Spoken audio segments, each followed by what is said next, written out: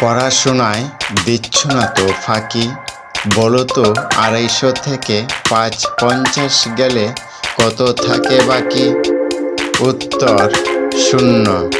বলুন তো কোন রুমের দরজা নেই?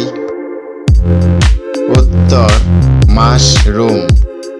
বলুন তো হাত নেই পা নেই লেজ আছে, যেখানে সেখানে ছুটে চলে মাঠে গাছে, কি? উত্তর সাপ।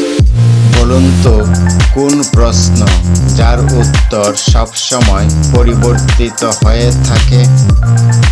উত্তর কয়টা বাজে। বলুন তো বাবার নাম কারেন্ট, মায়ের নাম বিজলি, ছেলের নাম বিদ্যুৎ, মেয়ের নাম মিটার, তাহলে মেয়ের শাশুড়ির নাম কি হবে?